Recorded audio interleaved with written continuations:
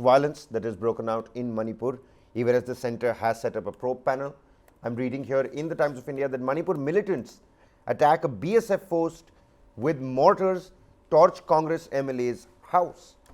Could you read that again for us, Kabir? Manipur militants attack a BSF post with mortars and torch Congress MLA's house. So these two words here, they attack BSF party and with mortars.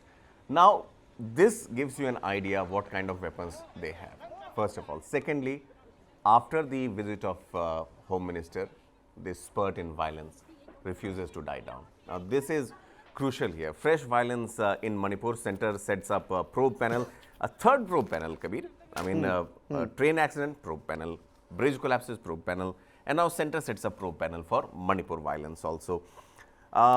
It's the visit, notwithstanding, looks like the appeal, the surrendering of arms, although the positive side of it is that some more arms have been surrendered. About 800 or so. 800 or so, which adds to... Did we have a total number of how many arms went missing? They were in the thousands somewhere. Yes. They are in the thousands. The recovery that has happened is of 800 yesterday. 140 on last Friday, I guess. The day Home Minister had departed from Imphal. There, yes.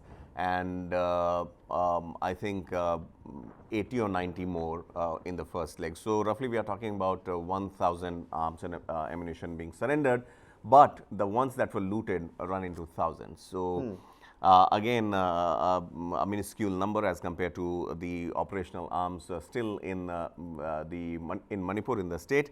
And Kabir, even Indian Express puts up this information that there has been fresh violence in Manipur. Center sets up probe panel, and the violence this time around happened in a market area, okay, where armed militants opened fire, and in the same breath, the house of the Congress MLA, thankfully was not present there, was torched. So militants set the house on fire. Violence in Sugnu in Kakching district, and the attack happened in Serou Bazar area. So with each passing day, Kabir, it looks like the impunity with which these attacks are happening is something that is a cause of concern.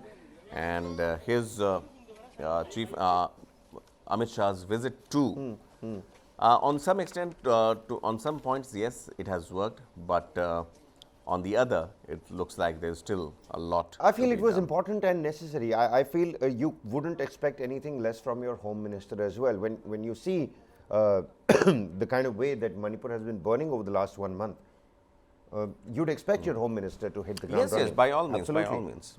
His visit, definitely, I wouldn't say that his visit was wrong. He shouldn't have gone there, or it was a totally futile exercise. Yeah. No, that's not the case. And I've seen a lot of news channels, lending focus on was the Home Minister's trip successful or not, when their focus should actually have been what's really happening on the ground at this point in time. Is it a case of Manipur?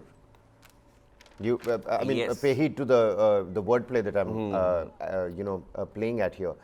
Is it a case of Manipur? Because you see, the Kukis, their history of coming in to support the Metis from the Nagas back in the day, and now you've got the Nagas and Kukis collectively as part of the tribal forum, hitting back at the Metis, pushing back at them. Well, yes, this particular aspect of, the divide, the cultural divide, the identity crisis, the demand of ST status, the plains versus the hill, all these things as of now, Kabir, are rolled into one. And Manipur, as you are saying, yes, there are too many factors to it, where there are too many demands also, and one demand cuts the other one. It's like mutually exclusive events. If one will happen, the other won't happen. For a government, for the Home Minister to do a balancing act here was out of question, because the battle lines are drawn, there are clear demands.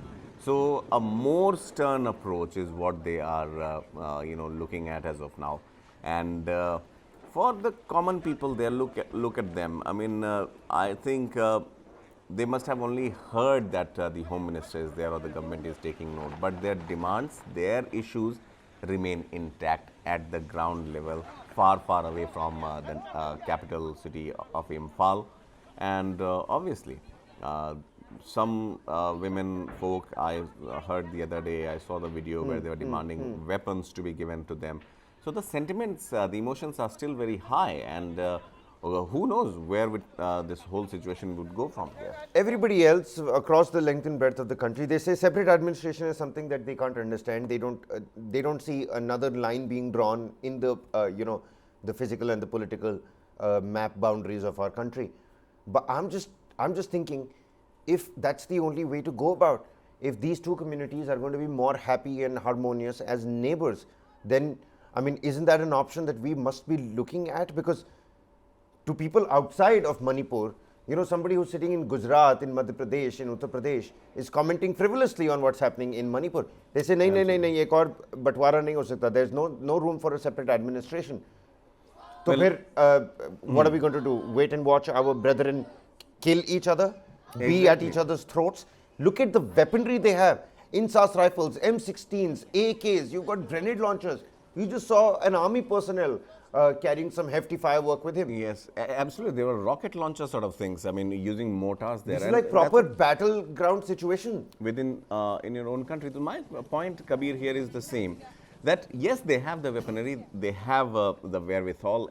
The worst part or the biggest part or the most concerning part is they have the willingness to use it also.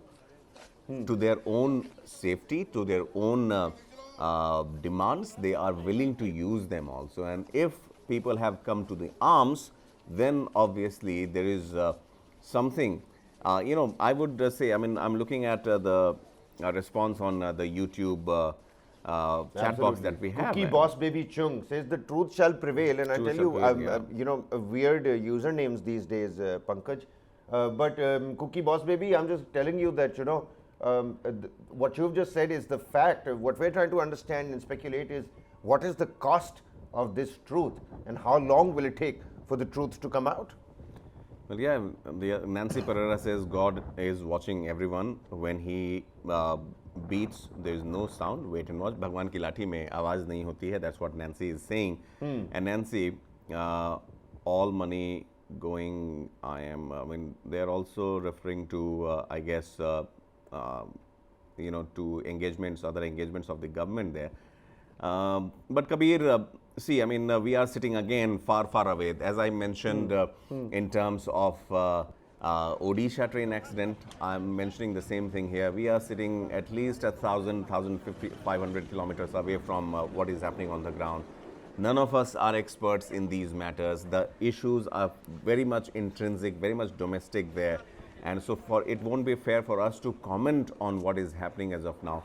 All we can wish for is for peace to prevail, the efforts that is being put in, there should be a common way to it. But having said that, bringing people on the talking table also doesn't always mean that peace would prevail, because as the song goes, कि वो अफसाना जिसे अंजाम तक लाना न हो मुमकिन, उसे खूबसूरत मोड़ देकर छोड़ना अच्छा. So the government will have to draw a line somewhere or the other. You can't keep everyone happy.